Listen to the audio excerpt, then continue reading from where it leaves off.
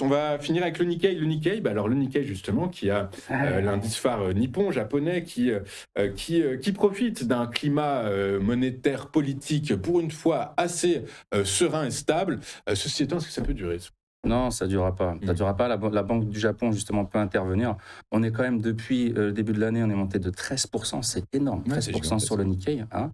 Je vous ai mis en extension ce qu'on pourrait faire. Donc, comme vous pouvez le voir sur le graphique, on pourrait aller chercher les 61 400 en extension. D'accord. Vous avez aussi, ce qui peut se passer, c'est ce qu'on appelle un phénomène cyclique. C'est-à-dire que là, vous avez vu que quand le marché est descendu, on est descendu de 27%. C'était au mois, on est passé de juillet à août, du 8 juillet au 5 août, vous imaginez, on est descendu de 27%. Mm. C'était un bain de sang sur les marchés, je ne sais pas si vous vous souvenez. Donc le game changer, ça sera toujours l'Asie, d'accord? Dans un sens ou dans l'autre. Là, on est plutôt en haut, donc ça sera plutôt en bas. Si on prend par exemple la baisse qu'on a eu aussi du 20 janvier 2025 au 7 avril 2025, je suis en weekly sur le graphique, d'accord? On a aussi 25%. Donc qu'est-ce que j'ai mis en haut?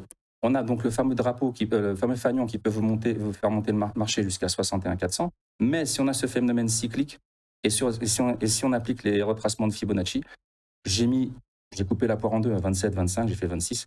26, ça nous ferait en fait chercher la mèche de la bougie en weekly du 8 juillet 2024. Et donc, on aurait un retracement de 26% et on irait chercher les 42 500, on va dire. Donc, les premières targets, ça serait les 51 850, toujours avec la ligne à 45 degrés. Ensuite, les 47 750, 44 500, 41 100, 40 000, 36 400, 33 500. Ça peut aller très, très vite sur le nickel. On peut avoir des flash crash. On a eu un flash crash la dernière fois en 4 semaines. Ça va vite. C'est dangereux. Vrai. Même si, fondamentalement, bon, on l'a bien compris cette nuit, enfin hier, c'est le Japon qui s'est donc engagé à libérer une première tranche de 36 milliards de dollars, c'est gigantesque, pour investir sur le sol américain. Le Nikkei en a profité cette nuit, puisque les valeurs liées à cette conclusion, à cette conclusion d'accord, en ont profité. Vous nous dites que c'est temporaire, de toute façon. C'est du court terme. Les banques, elles sont plutôt dans le sens où je suis.